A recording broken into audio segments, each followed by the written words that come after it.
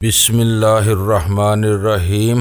گمنام ہیرو کے معزز ناظرین السلام علیکم۔ آئیے چلتے ہیں کہانی کی طرف۔ میں نے شیر شاہ سے غلام رسول کے اغوا کے منصوبے پر بات تو کر لی تھی، لیکن حبیب جیبانی نے اس بارے میں مجھے کسی کارروائی کا اختیار نہیں دیا تھا۔ اس کی ہدایت صرف اتنی تھی کہ میں میلان سے آنے والے فون پر ملے ہوئے ناقابل فہم پیغام پر مشتمل کیسٹ ایک اعلیٰ افسر کو پہنچا دوں اور وہ مجھے جو کچھ ہدایت دے وہ خاموشی کے ساتھ منو عن حبیب جیبانی تک پہنچا دوں۔ دوسری طرف میں یہ بھی جانتا تھا کہ اپنی جبری روپوشی کی بنا پر سیٹھ حبیب جیبانی مافیا کے عملی کام اور مار داڑ سے بالکل ہی کر رہ گیا تھا۔ وہ فیصلے ضرور کرتا تھا لیکن ان کے نفاذ کے لیے سینڈو کا یا پھر میرا محتاج تھا۔ عملی محاذ سے اس دوری نے مافیا چیف کو بروقت اور بالکل صحیح فیصلے کرنے کی صلاحیت سے محروم کر دیا تھا۔ وہ بہت سوچ بچار کے بعد سست روی کے ساتھ اپنے احکام جاری کرنے کا عادی ہو گیا تھا، جو مافیا کی صلاحیتوں اور کارکردگی کے لیے کوئی اچھی علامت نہیں تھی، اور میں اس صورتحال سے دل ہی دل میں خوش ہوتا تھا، کیونکہ مافیا کا ایک اہم رکن بن جانے کے باوجود میں شب و روز اس تنظیم کی تباہی کے لیے کوشاں تھا۔ فون کی دوسری گھنٹی پر ہی حبیب جیبانی نے دوسری طرف سے ریسیور اٹھا لیا۔ وہ پیغام اسی معاملے کے بارے میں تھا جس نے تمہیں ذہنی دباؤ میں مبتلا کیا ہوا ہے۔ میں نے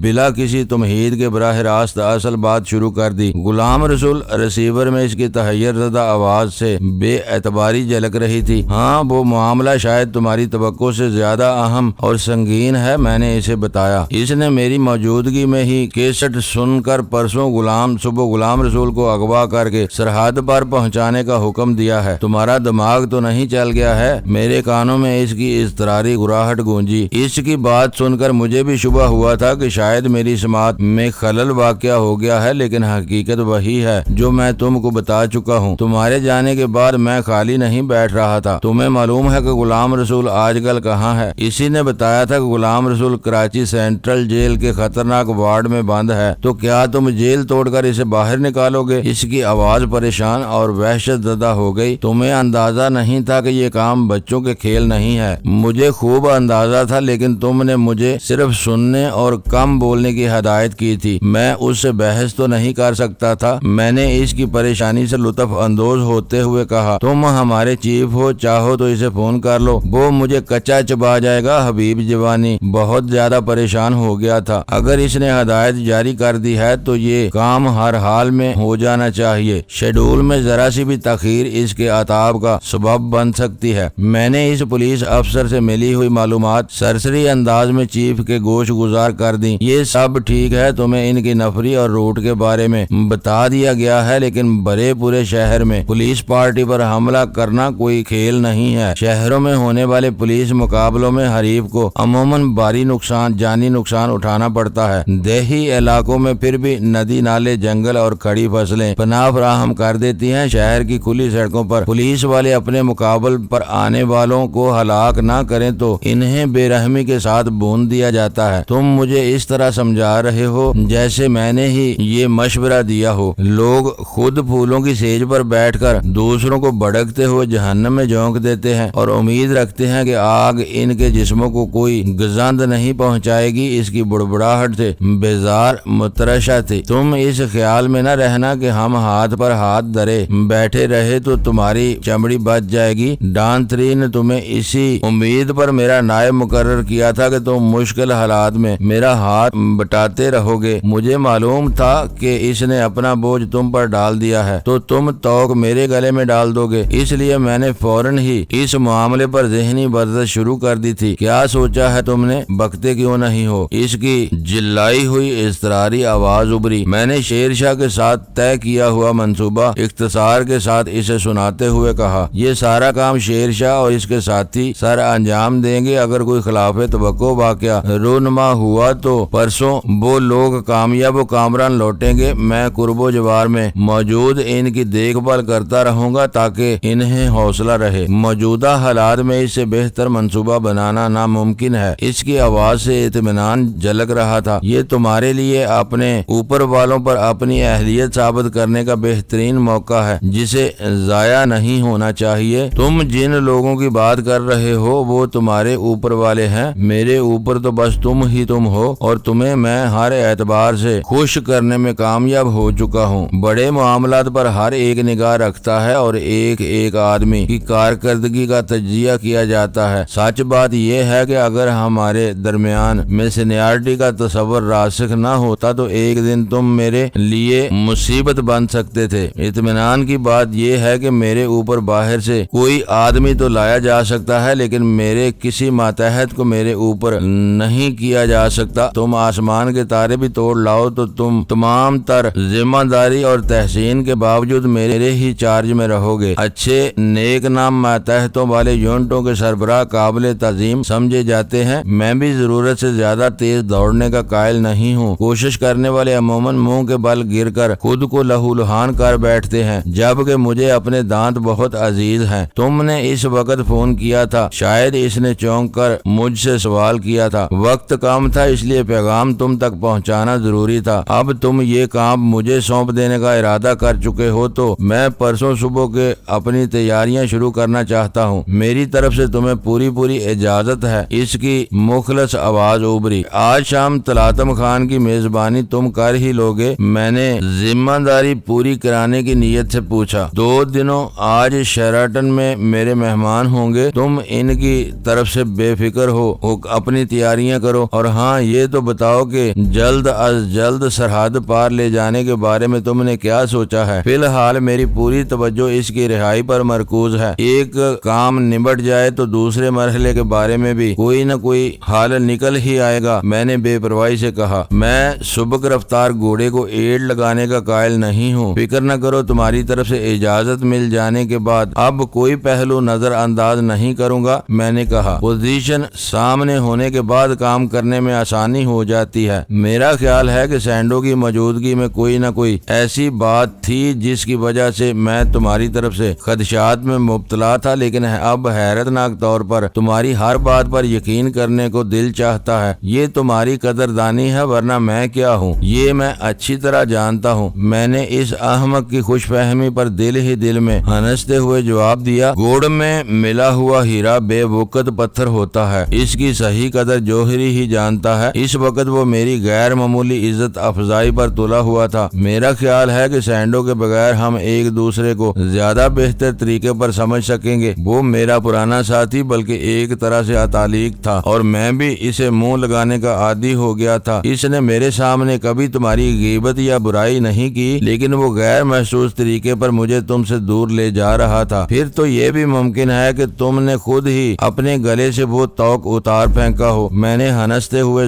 جو معنی لہجے میں کہا، بعض منہ چڑے لوگ کسی مرحلے پر بوجھ بھی بن جاتے ہیں اور ان سے چھٹکارا حاصل کرنا ضروری ہو جاتا ہے۔ اس کام میں تاخیر کی جائے تو کبھی کبھی شکاری خود شکار ہو جاتا ہے۔ غیر ضروری باتوں کی ضرورت نہیں۔ اس کی آواز خشک ہو گئی۔ اپنے کسی ناپسندیدہ آدمی کو راہ سے ہٹانے کا بہترین طریقہ یہ ہوتا ہے کہ اسے تمہارے یا اپنے ہی کسی آدمی کے ذریعے سزایاب کیا جاتا تاکہ اس کے انجام سے دوسرے عبرت پکڑ سکیں۔ آئندہ ایسی بات منہ سے نہ نکالنا۔ میں مذاق کر رہا تھا چیف، میں نے سنجیدگی اختیار کرتے ہوئے وضاحت کی۔ مجھے معلوم ہے اس کا لہجہ جذبات سے یکسر عاری ہو گیا تھا اور میں تم کو یہی بتانا چاہ رہا ہوں کہ مذاق میں بھی ایسی غیر ذمہ دارانہ باتیں برداشت نہیں کی جا سکتی۔ ٹھیک ہے چیف، میں نے بھی اپنی آواز گمبھیر بنا لی۔ آئندہ میں محتاط رہوں گا۔ میں بھول گیا تھا کہ ذہنی فاصلہ کم ہونے کے باوجود میں تمہارا ایک ادنا سا ماتحت ہوں۔ ماتحتوں کی درجہ بندی میرا کام ہے، اس میں دخل انداز ہوئے بغیر اپنا کام کرتے رہو۔ میرا مقصد تمہاری تحقیر یا توہین کرنا نہیں تھا، بس یہ یاد دلانا تھا کہ ہمارے درمیان میں ڈسپلن کا بھی ایک ہلکا سا پردہ حائل ہے جسے ہر حال میں برقرار رہنا چاہیے۔ اس سے زیادہ میں کچھ نہیں چاہتا۔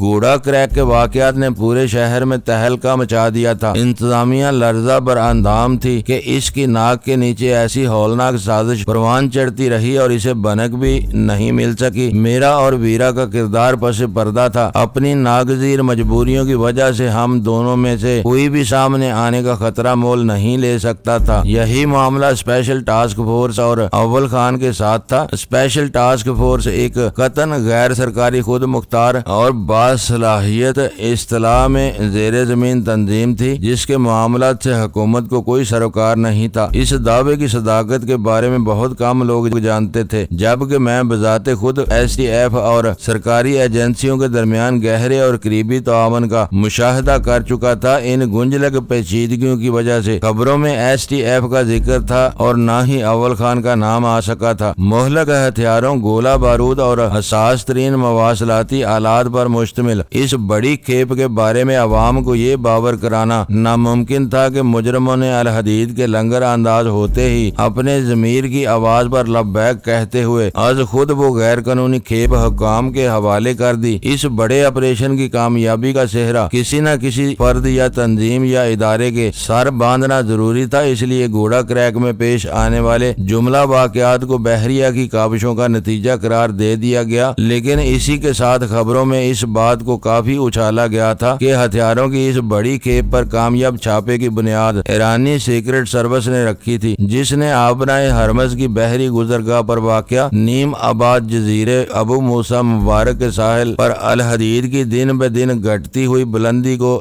دیکھ کر یہ بھانپ لیا تھا کہ اس پر اسرار لانچ پر ابو موسیٰ مبارک سے کوئی بہت بڑی کھیپ لادی جا رہی تھی۔ آبنائے ہرمز کے دانے پر ابو موسیٰ مبارک کی فوجی اہمیت مسلمہ تھی، اس پر قابض اور متصرف فرد یا افراد جب چاہتے پورے خلیج کا بحری ٹریفک روک سکتے تھے۔ اس کے باوجود وہ سمندری جزیرہ نیم آباد تھا، وہاں صرف اسی قدر افراد بستے تھے جو وہاں مامور عملے کی روزمرہ ضروریات میں مدد فراہم کرنے کے لیے ضروری تھے۔ ایرانی ساحلی شہر بندر لنکا اور دبئی کے وسط میں واقع ابو موسیٰ مبارک سے الحدید کے روانہ ہوتے ہی ایرانی سیکرٹ سروس نے اس لانچ کو مشتبہ قرار دے دیا۔ خلیج سے نکلنے کے بعد بحیرہ عرب میں ساحل کے ساتھ ساتھ جنوب مشرق کی طرف بڑھنے لگی تو ایرانی حکومت نے اس راستے میں پڑنے والے دوست ملکوں کو الحدید کے بارے میں اپنی سیکرٹ سروس کے سنگین شبہات سے آگاہ کر دیا۔ مسقط سے آگے کھلے پانیوں میں پاک بحریہ کی گشتی کشتیوں نے الحدید کو روک کر اس پر اپنا عملہ اتارنا چاہا تو لانچ کے عملے کی طرف سے مزاحمت کی بھرپور مگر مختصر سی کوشش کی گئی اور لانچ نے رخ تبدیل کر کے سلالہ کی بندرگاہ کی طرف فرار ہونے کی کوشش کی، لیکن بحریہ کی گن بوٹس کی ہولناک فائرنگ نے ان لوگوں کو خوفزدہ کر دیا۔ بحریہ نے الحدید کو نشانہ بنائے بغیر اس کے قرب و جوار میں باری گولہ باری کی تو الحدید کے عملے کو موت سر پر نظر آنے لگی۔ وہ لوگ ٹنوں وزنی گولہ بارود کے ساتھ گویا ایک آتش فشاں کے دانے پر بیٹھے ہوئے تھے اور کھلے سمندر میں دور دور تک ان کا کوئی حامی یا مددگار نہیں تھا۔ گن بوٹس کا ایک بھی گولہ صحیح نشانے پر لگتا تو پوری لانچ اپنے ہی بارود کی آگ میں بھسم ہو کر سمندری لہروں میں غرق ہو سکتی تھی۔ الحدید کے عیسائی ملاح نے لانچ پر صلح کا سفید پرچم لہرا کر لنگر ڈال دیا اور بحریہ کے جوان الحدید پر چڑھ گئے اور اس کے ریڈیو روم پر قابض ہو گئے۔ بعد میں گھوڑا کریک تک کا سفر نیوی کے افسروں اور جوانوں کی نگرانی میں طے کیا گیا۔ الحدید کا پورا عملہ حراست میں لے لیا گیا۔ گھوڑا کریک میں لانچ کے استقبال کی خفیہ تیاریاں مکمل تھیں۔ لانچ سے وزنی چوبی کریٹ ٹرکوں پر منتقل ہونے لگے اور پھر سڑک پر پہنچتے ہی ان ٹرکوں کو ہتھیاروں اور عملہ سمیت پکڑ لیا گیا۔ اس تفصیل نے پورے آپریشن کو معذرت خواہانہ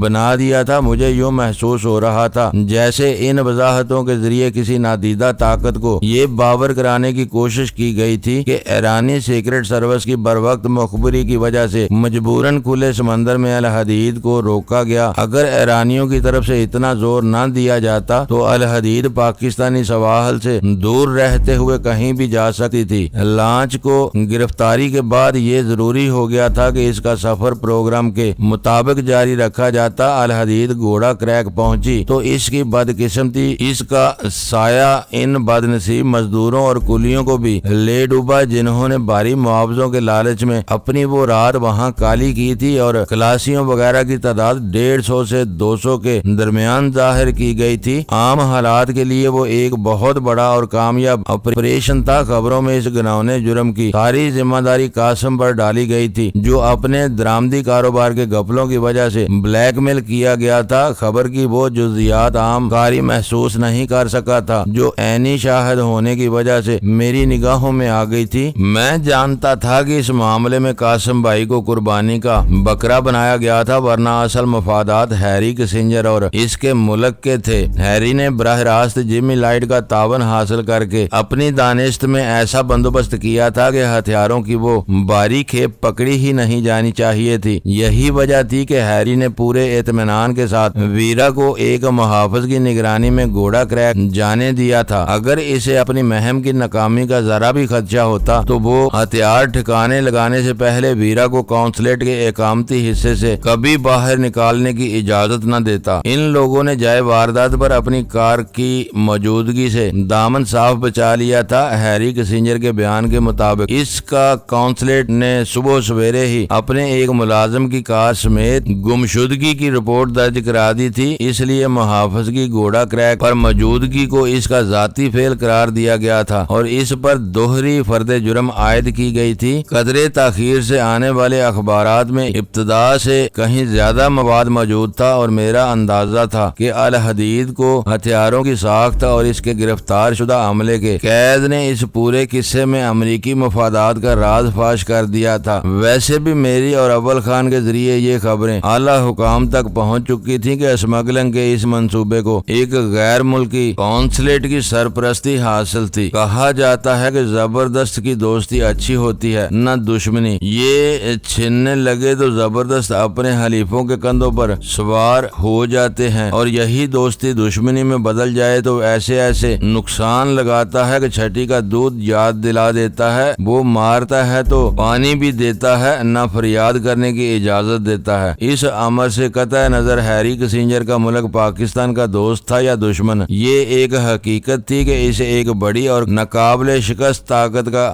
قرب حاصل تھا اور اسی طاقت کے گمانڈ میں وہ خدا کی ہر زمین کو اپنی زمین تصور کرتے ہوئے وہاں مان مانی کرنا اپنا حق تصور کرنے لگا۔ مجھے اندازہ تھا کہ ہیری کسنجر کے بڑوں کو الحدید پر چھاپے کی کارروائی پر شدید غصہ آیا ہوگا۔ پسماندہ ترقی پذیر اور غریب ملکوں کے اہلکاروں کے مقابلے میں اپنے کسی بڑے منصوبے کی ناکامی کا تصور ہی ان کے لیے ناقابل قبول تھا اور اگر ایسی انہونی ہو جائے تو وہ برہمی کا اظہار اپنا دوسرا حق سمجھتے تھے۔ شاید ایسی ہی کسی برہمی کے ازالے کے لیے قبروں میں تشکر امیز زبان استعمال کی گئی تھی۔ اسی ملک کی سیکرٹ سروس اور ایک سپر پاور کے گٹھ جوڑ نے سالمیت کے خلاف جو بھیانک سازش تیار کی تھی اس کا کچومر نکل چکا تھا۔ اس سازش کا ماسٹر مائنڈ ملا سرکار چیتھڑوں میں تبدیل ہو کر دریا سندھ کی موجوں میں نیست و نابود ہو چکا تھا۔ سرحدوں سے ملک میں گھس کر بغاوت اور شورش برپا کرنے کام پر مامور بھارتی فوج کے کمانڈوز کی بھاری تعداد صحرا میں آتش و آہن کی ہولناک برسات میں بھون ڈالی گئی تھی۔ سورماؤں پر مشتمل ان مشینی دستوں کو خاک و خون میں نہلا دیا گیا تھا۔ بیشتر مارے گئے تھے، جو زندہ بچے وہ قیدی بنا لیے گئے تھے۔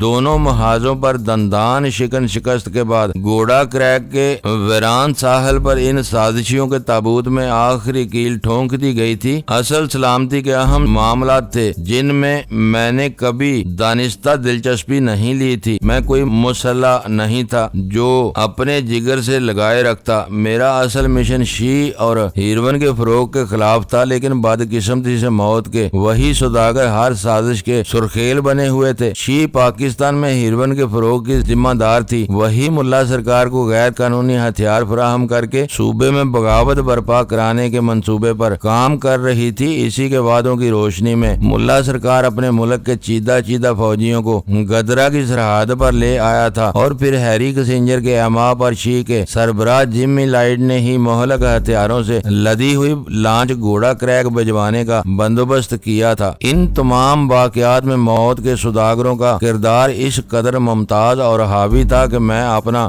دامن نہیں بچا سکتا تھا۔ غزالہ کا خیال تھا کہ میں اپنے بنیادی مشن سے بھٹک کر خود ہی مصائب مول لیتا پھر رہا تھا۔ ہیروین فروشوں کی منظم اور مضبوط تنظیم کے خلاف جنگ کرنے کے بجائے چوبائی جنگ لڑنے میں مصروف ہو گیا تھا، جسے ملک اور قوم کی مکمل اصلاح کا ٹھیکہ میرے نام چھوڑ دیا گیا ہو۔ لیکن دلدار آغا کے بھیانک چنگل سے گلو خلاصی کے بعد وہ ایک خانہ دار لڑکی بن کر رہ گئی تھی۔ اسے باہر کے پیچیدہ حالات کا صحیح اندازہ نہیں تھا۔ وہ اس وقت بھی مجھ سے اسی موضوع پر بحث کیے جا رہی تھی۔ اس کا اصل شکوہ یہ تھا کہ میں اپنی پرمصائب زندگی کو دانستہ طول دے رہا تھا، جس کی وجہ سے وہ میری توجہ سے یکسر محروم ہو چکی تھی۔ اس وقت ویرا فلیٹ پر نہیں تھی۔ وہاں پہنچتے ہی جب مجھے اس کی غیر حاضری کا علم ہوا تو میں حیران رہ گیا تھا۔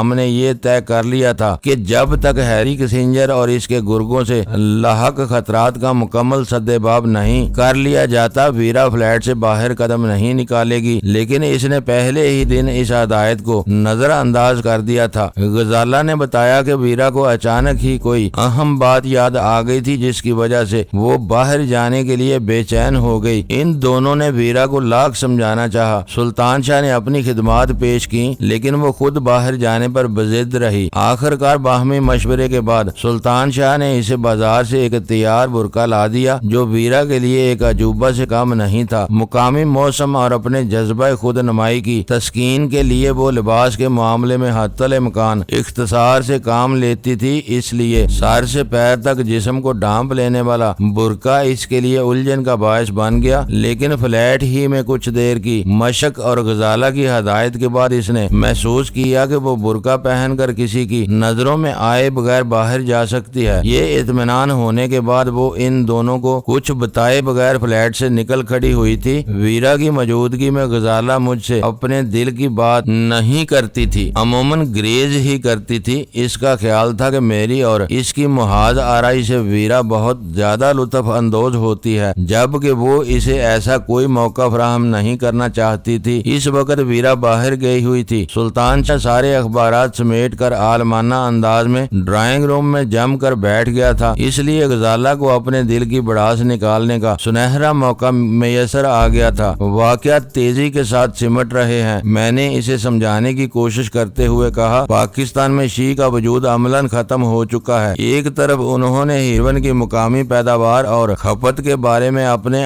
ہدف حاصل کر لیے ہیں، اور دوسری طرف انہیں میری مخاصمت کا سامنا تھا، اس لیے انہوں نے یہ میدان خالی چھوڑ دیا ہے۔ میرا خیال ہے کہ الحدید کے پکڑے جانے کے بعد اب طویل مدت تک یہاں شیعہ کا نام نہیں سنا جائے گا۔ پھر ویرا یہاں کیا کر رہی ہے؟ اس نے میری بات کاٹ کر سوال کیا۔ میں دھیمے سے ہنس دیا۔ وہ جو کچھ کر رہی ہے تمہارے سامنے ہے۔ الحدید کے معاملے میں اس نے ہماری جو مدد کی ہے اسے کبھی بھی فراموش نہیں کیا جا سکے گا۔ وہ جمی لائٹ کی بیٹی ہونے کی دعوے دار ہے۔ اب اسے یہاں سے واپس چلا جانا چاہیے۔ شی میں رہ کر وہ ہر طرح فائدے میں رہے گی، یہاں رہ کر وہ بہت جلد اپنی مٹی پلید کرا لے گی۔ وہ شاکی انداز میں بولی، تم تو اس طرح بات کر رہی ہو جیسے میں نے ہی اسے یہاں روکا ہوا ہے۔ میں نے اس کی آنکھوں میں آنکھیں ڈال کر کہا، اس بارے میں تم خود ہی اسے اعتماد میں لے کر بات کیوں نہیں کرتی؟ اس کے بارے میں تمہارا رویہ ہمیشہ حوصلہ افزا رہتا ہے۔ تم اس سے آنکھیں پھیر لو تو وہ دل برداشتہ ہو کر چند ہی روز میں واپسی کی راہ اختیار کر لے گی۔ تو یوں کہو کہ تم میری اور اس کی دوستی سے جلتی ہو۔ میں نے کہا لگا کر کہا، وہ چلی گئی تو تمہارے ان منصوبوں کا کیا بنے گا جو تم اس کے اور سلطان شاہ کے بارے میں بنا رہی ہو؟ وہ راہ راست پر آ جائے تو سلطان شاہ کے لیے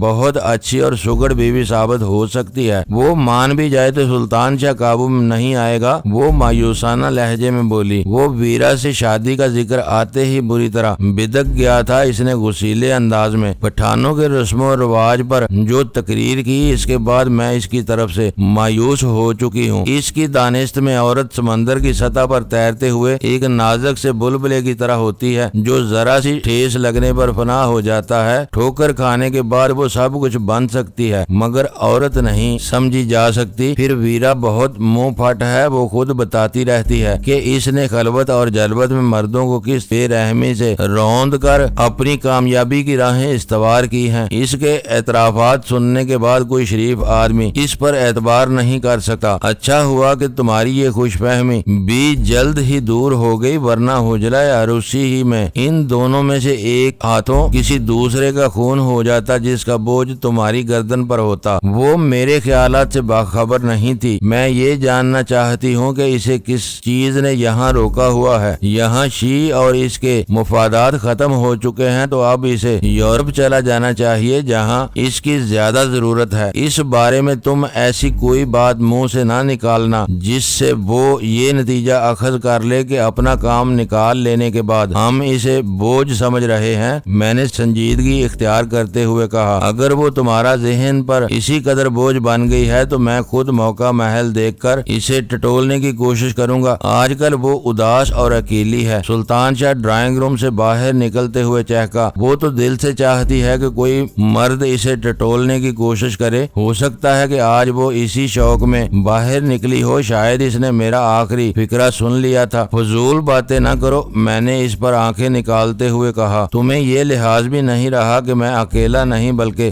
غزالہ کے ساتھ بیٹھا ہوا ہوں؟ مجھے تم سے ایسی ناشائستگی کی توقع نہیں تھی۔ ویرا کے بارے میں غزالہ بھابی نے میرے ساتھ بہت سار کھپایا ہے۔ وہ میری سرزنش پر دھیان دیے بغیر بولا، ہم نے اس موضوع پر بہت کھل کر باتیں کی ہیں۔ غلاظت کو خریدنے سے بدبو ہی پیدا ہوتی ہے، خوشبو نہیں۔ ویرا جیسی مادر پدر آزاد عورت کے بارے میں بات کرتے ہوئے شائستگی سے کام لینا صرف اور صرف تمہارا ہی کام ہے۔ یہ ٹھیک کہہ رہا ہے، غزالہ نے بلا توقف اس کا ساتھ دیتے ہوئے کہا۔ ویرا اس قدر گھٹیا عورت ہے کہ میرے اور تمہارے رشتے سے واقف ہونے کے باوجود میری موجودگی میں کبھی کبھی تمہیں ایسی والہانہ نظروں سے دیکھنے لگتی ہے جیسے آنکھوں ہی آنکھوں میں تمہیں گھول کر پی جائے گی۔ اس کی ان ہی حرکتوں کی وجہ سے مجھے اس کا وجود ناگوار گزرتا ہے۔ پانی کی بوند بوند پتھر پر ٹپکتی رہے تو اس میں گڑا ڈال دیتی ہے، تم یا کوئی اور اسے کس حد تک نظر انداز کر سکے گا؟ میرا خیال ہے کہ ویرا کے بغض میں تم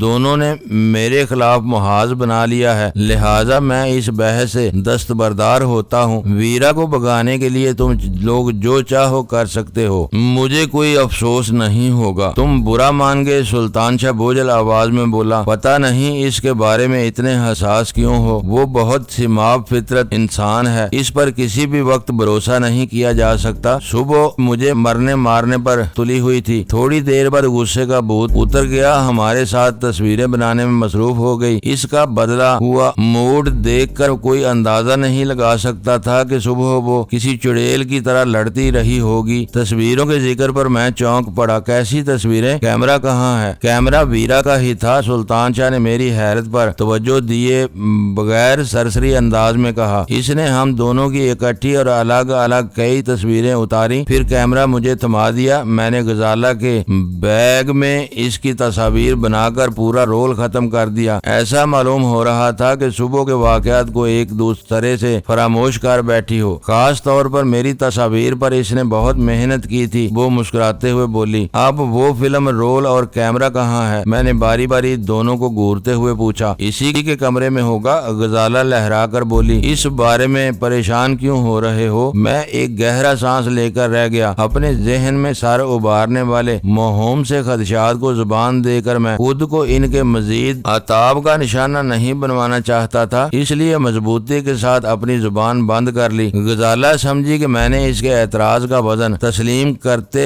ہوئے خاموشی اختیار کی ہے، لہٰذا اس نے موضوع بدل کر مافیا کا ذکر چھیڑ دیا، جو شی کے بعد میری دوسری مجبوری بنی ہوئی تھی۔ تم جانتی ہو میں نے اپنی مرضی سے مافیا میں شمولیت اختیار نہیں کی تھی۔ میں نے کہا، ان دنوں ویرا میرے خون کی پیاسی ہو رہی تھی اور شی والوں نے مسلح قاتلوں کے جتھے میرے پیچھے لگائے ہوئے تھے۔ اس فلیٹ پر بھی دعویٰ بولنے کی کوشش کی گئی تھی۔ اگر ان دنوں مافیا والے میری خواہش اور مرضی کے بغیر میرے بچاؤ کے لیے میدان میں نہ آتے تو شی والوں نے مجھے پیس کر رکھ دیا ہوتا۔ اس وقت تک میں خود اپنے نادیدہ ہمدردوں کی خیر خبر سے بے خبر تھا۔ پھر جب ڈان 3 نے مجھے طلب کر کے مافیا میں شامل ہونے کی پیشکش کی تو میرے سامنے ایک ہی راستہ بچا، اس کی دعوت قبول کر کے زندہ رہتا یا انکار کر کے موت کو گلے لگا لیتا۔ میں نے زندہ رہنے کے لیے پہلا راستہ اختیار کیا اور آج میں تمہارے درمیان موجود ہوں۔ مافیا کوئی وہ نہیں ہے، ان کی جڑیں بہت مضبوط ہیں۔ افراد کے آنے جانے سے ان کی ڈراؤنی طاقت میں زیادہ فرق نہیں پڑتا۔ ان سے گلو خلاصی کے لیے مجھے مناسب وقت کا انتظار کرنا ہوگا۔ ہمارے پاس تسلی بخش نقد اثاثے ہیں۔ ہم خاموشی کے ساتھ کسی گمنام اور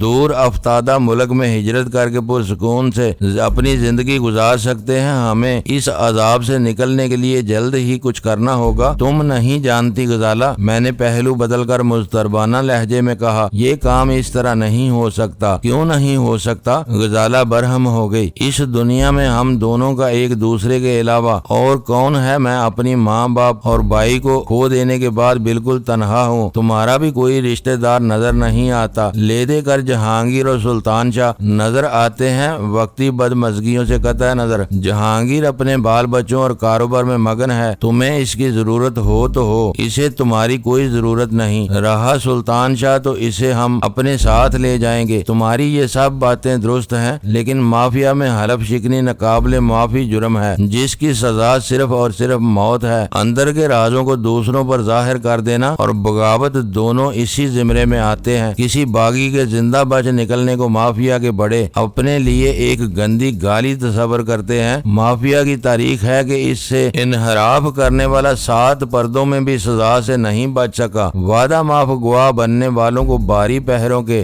باوجود محفوظ ترین جیلوں میں بے دردی سے ذبح کر ڈالا گیا۔ جلا وطن ہو جانے والوں کو برسوں کی تلاش کے بعد زندہ مصلوب کر دیا گیا۔ مرسی گلیانو نامی ایک باغی کو برازیل میں اس کے عظیم الشان مکان کے عقبی باغ میں بڑی بڑی کیلوں سے ایک درخت کے تنے اور شاخ سے ٹھونک دیا گیا تھا۔ اس کے منہ میں کپڑا ٹھونس کر دانے پر ٹیپ چپکا دیا گیا تھا۔ اگلی صبح اس کے مالی نے اپنے آقا کو اس عالم میں دیکھا تو دہشت سے اسی وقت مر گیا۔ اس وقت تک مرسی گلیانو زندہ تھا۔ اس کا لباس خون میں نہایا ہوا تھا، موت کی دہشت سے چہرہ تاریک پڑا ہوا تھا اور خوفزدہ آنکھوں کی پتلیاں متحرک تھیں۔ مالی کی آخری چیخ سن کر وہاں پہنچنے والے دوسرے ملازمین نے کیلیں نکال کر مرسی گلیانو کو اتارا تو وہ زندہ تھا، لیکن چند ثانیوں بعد ہی اس نے دم توڑ دیا۔ مافیا ایک عالمگیر تنظیم ہے، اس کے سرگنوں کے ہاتھ بہت لمبے ہیں۔ میں نہیں چاہتا کہ میرا انجام مرسی گلیانو جیسا ہو۔ ان کا فلسفہ ہے کہ ان کے ایک مجرم کے کامیاب طور پر زندہ رہنے سے مافیا کے ہزاروں کارندوں میں بغاوت اور سرکشی کے جراثیم کی حوصلہ افزائی ہوتی ہے۔ اسی لیے رپوش مجرمین کا معاملہ مقامی مافیا فوری طور پر مدر مافیا کے علم میں لانے کی ذمہ دار ہوتی ہے۔ مدر مافیا فوری طور پر ساری دنیا میں اپنے وسائل کو حرکت میں لے آتی ہے۔ اس جال سے آج تک کوئی نہیں بچ سکا۔ ایسی بھیانک باتیں نہ کرو، غزالہ لرز کر بولی۔ ملکوں اور قوموں سے بغاوت کرنے والے بھی دشمن ملکوں میں پناہ لے کر اپنی باقی ماندہ زندگی سکون سے گزار لیتے ہیں۔ کیا مافیا ملکوں سے بھی بڑھ گئی ہے؟ معزز ناظرین، لائک کریں، شیئر کریں اور کمنٹس باکس میں پاک آرمی زندہ باد، پاکستان پائندہ باد کا نعرہ ضرور درج کر کے اپنے ملک پر فخر کریں اور پاکستان کی بنیادیں مضبوط کرنے میں اپنا کردار ادا کریں۔ ویڈیو دیکھنے کا شکریہ۔ معزز ناظرین، اپنا خیال رکھیے گا اور ہمارے چینل کا بھی۔ ISI پاک آرمی زندہ باد، پاکستان پائندہ باد۔